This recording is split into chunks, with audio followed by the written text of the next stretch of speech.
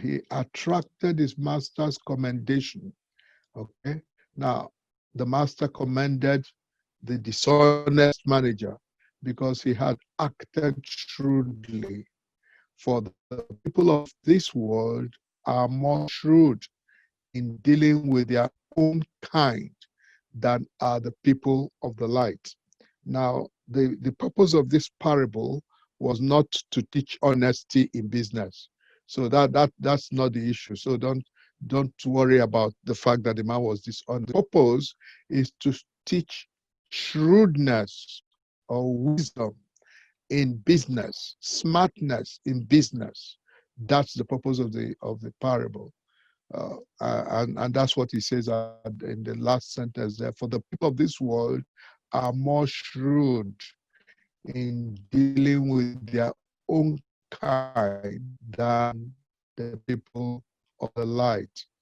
The master commended the man's shrewdness, and the world appreciates shrewdness and expects shrewdness in business. So whenever you're involved in business, you are expected to be wise. You're expected to be smart.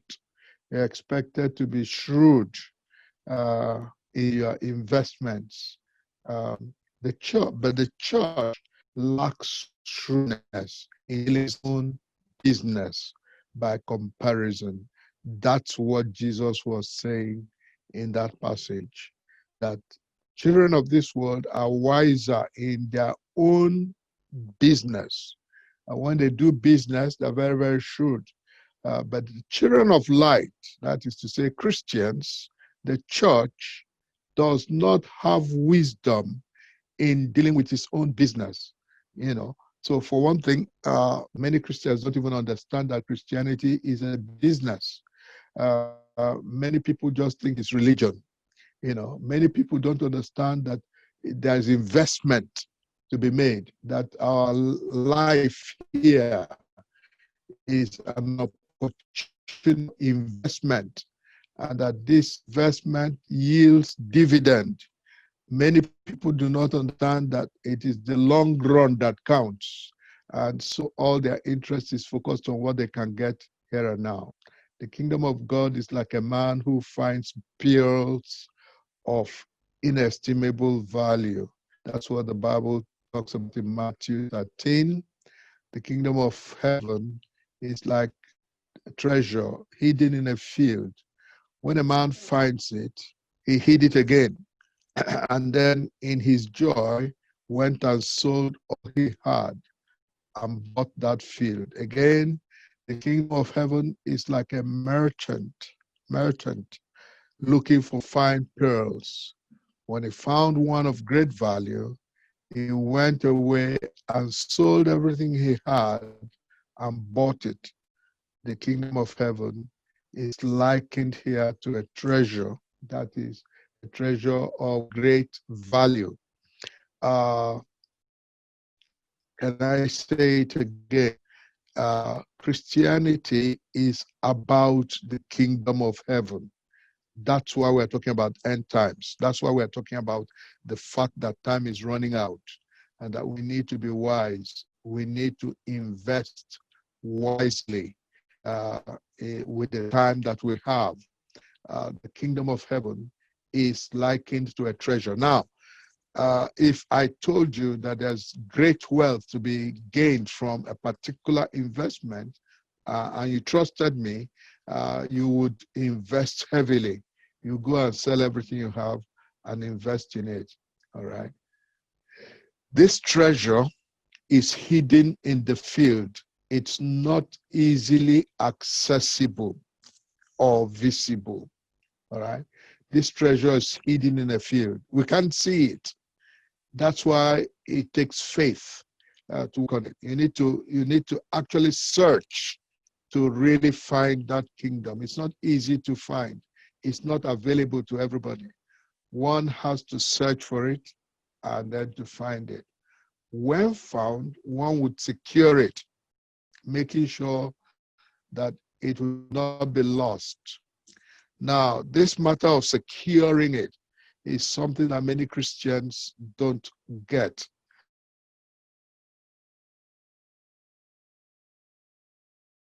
Learn how to secure or hide your treasure. We come into the kingdom by faith when we give our lives to Jesus, but how to secure it? How do I keep it safe? How do I ensure that this kingdom that I have got or I have acquired remains? That is one thing, keeping it safe. Second is once secured, it elicits tremendous joy. Okay. In order then to purchase it, one must sell all that one has. Nothing less can pay for this treasure. It demands total yieldedness. Again, that is something that many Christians don't understand. That to purchase this kingdom, you must sell all that you have. Can I put it a little slightly differently? The more you pay, the more you get of the kingdom. The more it costs you, the more you get of the kingdom. The less you pay or invest, the less you will get of the kingdom. But many people don't, first of all, they don't even understand that there's a treasure. Those who understand, they seek it, they find it. But many don't secure it. They don't learn how to hide it, how to ensure that they don't lose it. And those who do, sometimes, in fact, many of them don't understand that the more you invest in that kingdom, the more dividend it will yield where we are going. The more you sell of what you have in order to purchase or invest in that kingdom, the better, because the more you will gain when we get there. Most people don't realize that many people think that what they have here is for them to enjoy. It's like eating your seed that you were given to plant. If you have a batch of seed, if you don't plant it, it will yield. Some people will get their seed and then they will eat it. That's how many people look at possessions or treasure or what you have in this world, assets. They think it's something just to be enjoyed, something to be eaten. No.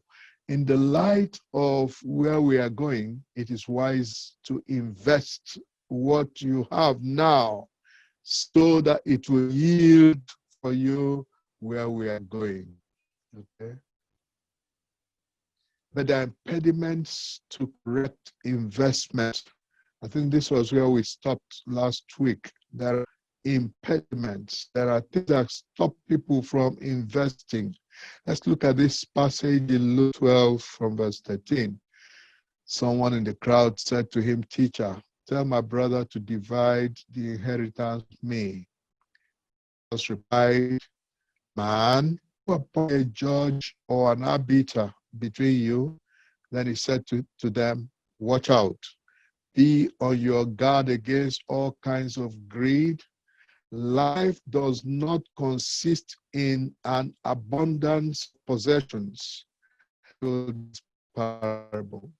The good of a rich man yielded an abundant harvest. He to himself, what shall I do? I have no place to store my crops. Then he said, this is what I will do. I'll tear down my barns and build the ones, and there I will store my surplus grain. And I say to myself, you have plenty of grain laid up for many years. Take life easy, eat, drink, and be merry. But God said to him, you fool, this very night your life will be demanded from you. Then who will get what you have prepared for yourself. This is how it will be with stores up things for themselves, but is not rich towards God. Okay? So, what is the impediment to correct investment? Why don't people invest correctly? Because they have the wrong understanding of what their assets in this world is all about and what it is for. This man thought the assets in this world are to be stored and enjoyed for many years to come.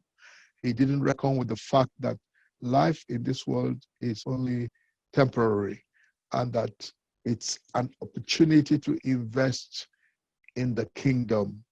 And that's because of verse 15. Then he said to them, watch out, be on your guard against all kinds of greed. Life does not consist in an abundance of possessions. Well, most people will tell you that life consists in an abundance of possessions, and therefore it constitutes for them an impediment for investing in the coming kingdom. So misunderstanding of life's purpose is one of the problems. Most people think that life consists of the abundance of one's possessions. Therefore, they are driven by greed, the desire to acquire as much as possible, to acquire and store for themselves as much as possible.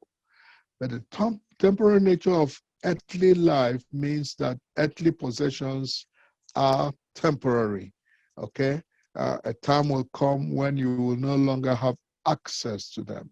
They are ultimately inaccessible to the one who has acquired them. Ultimately, they become inaccessible. So whatever you store will, at a point in time, become unavailable to you. That is one. And so if you focus your life, if the purpose of your life is the acquisition of plenty, as it is for most people in the world, indeed, as many Christian churches are teaching their members to do now, then you cannot invest in the coming kingdom. It becomes for you an impediment to future investment.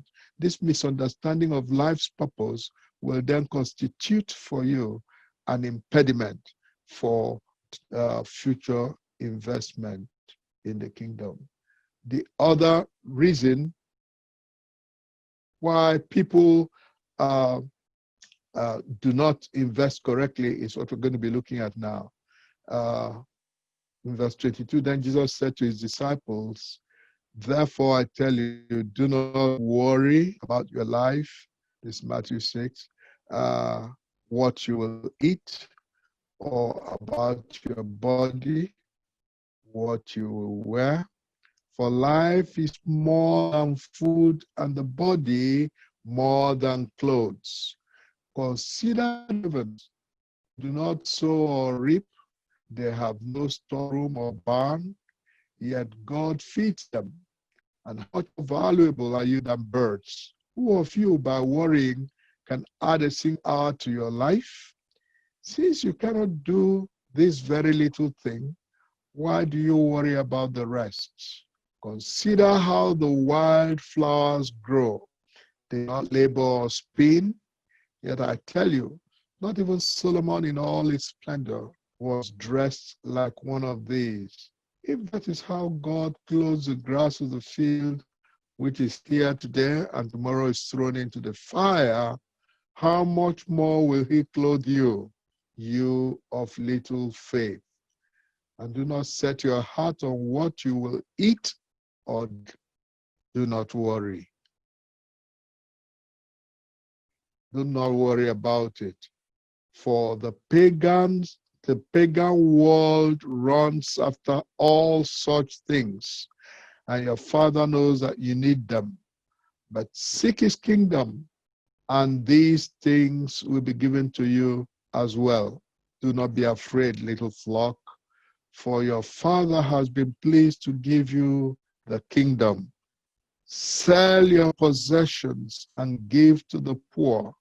Provide purses for yourselves that will not wear out, a treasure in heaven that will never fail, where no thief comes near and no moth destroys. For where your treasure is, there your heart will be also. This is a very important teaching that Jesus gave on not only the purpose of life, but on how to invest correctly, what will help us to invest correctly, what will help us to live this life as it was designed for us to live in it. What is the correct pursuit in life? It is the meeting of one's needs. But even there, you know, basically people, you have to eat to live, okay? But even there, many have a false sense of how this will be done. How do they do it? They worry, they get anxious. In fact, it's that anxiety that becomes a driving force for their life. But even the meeting of one's needs should not be our purpose of labor in life. Okay? If you met a person going to work in the morning and you said to him, where are you going? He says, I'm going to work out. So why do you go to work every morning? He says, because I need to fend for myself. I need to provide for myself and my family. And that becomes a driving force. That's why he goes to work. That's why he is employed, you know. But that's not how it should be. God is the one who should meet our needs. Verse 24. Verse 24 says, consider the ravens. They do not sow or reap. They have no storeroom or barn. Yet God feeds them. And how much more valuable are you than birds? So the implication here is that since God feeds the birds, it is to be a pattern for us. It is to be a pattern for us. God feeds the birds, he will feed us. He will feed us. You can depend on that. You can count on that. God clothes the grasses. He will clothe us. You can count on it. You can depend on it. You can go to sleep on it. God is going to do that because that's what God does. Right? He provides for us. It's not our responsibility either by worrying or by laboring to be the one to provide for ourselves. God is our provider. We are incapable of doing it ourselves. In fact, that's 25, and that is the fact you cannot even add a single hour to your life. All right, look at it in verse 25. Who of you by worry can add a single hour to your life? Since you cannot do this very little thing, why do you worry about the rest? Okay, so it's a very fundamental issue, and many people don't learn that fundamental issue. It is that God is our provider, that we cannot do anything that will enhance the quality of our lives. We have to learn to lean on God for it. God is the one who feeds and clothes us. We are not worried about them. That's what he says in verse 29, right?